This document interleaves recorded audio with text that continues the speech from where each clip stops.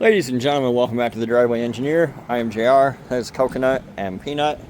This is my D100. It's a 1988 model, and this is my 440. And today's video is like taking a step back. Actually, I wanted to do it because I want to get the information out there for other people with newer first gens on how to do a big block swap, because it seems that there's some. Hey, you're being naughty. Coconut was gonna beat the shit out of that German Shepherd. Anyway, there's some misinformation out there. Department of Misinformation, whatever. There's some differences about the newer trucks, and you can overcome them. Hopefully, I can save you some of the grief that I just went through. I'll just get right to the point right now. The difference, see that bracket? It's kind of like a trapezoid, whatever. That slot, the 88 and up trucks, when they went to the 3.9 instead of the slant 6, which was maybe 87, 88, I don't really know, I don't really care. But whatever year that was, that whole cross member changed for every single truck. Cummins, 360, 318, V6. And the V8 trucks have this bracket here, which I got on Facebook Marketplace or from one of the groups. All the V8 trucks have that bracket. So when Bouchelon, who is the original makers of these mounts, and then like mine came from Mancini Racing, there's like 3 companies selling them.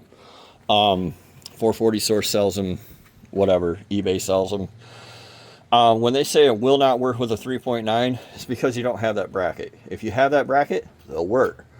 Now, what I originally tried to do was use the 72 to 87 two-wheel drive 440 mount, which is a completely different setup from the 88 to 92, okay, or 93, because they have a completely different frame. So there's like 3 sets of holes.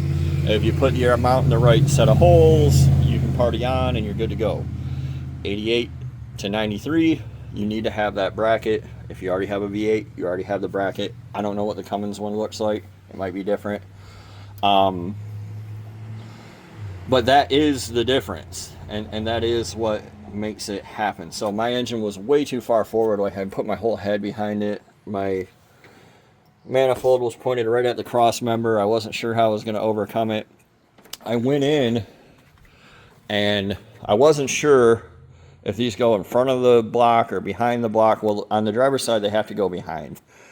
I cut this out crudely, and then I had to notch it to fit over the oil pump. I'll show you guys in a moment, in order to put this in front of the ear to try to move the mount back. But even with that, like, look how much further this is going to put my mount, my engine back.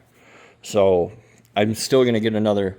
This was close. Like, this almost cleared, but it still wasn't right. And if you have to hack on it and force it, it's not right. But what you need is this style with 2 slots that's bent to go around the oil pump, and not this style if you have an 88 to 93 Dodge.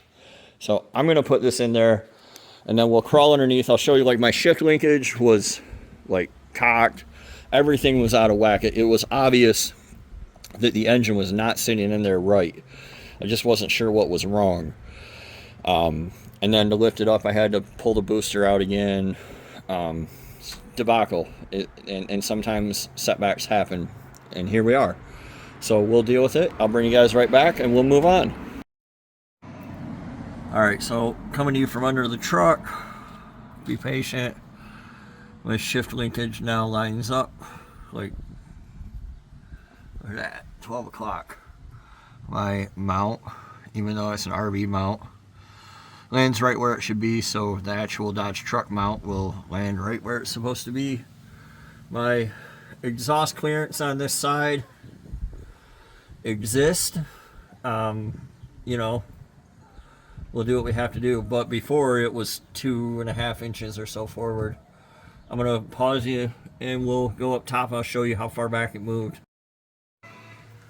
Alright, so top side is kind of hard to see. That is the oil pump on a 440, so we have to zigzag around it. which is what I was kind of trying to do again with that mount that I cut here. But there's plenty of room now. Everything is lined up the way that it should be. Still gotta put a nut on that side.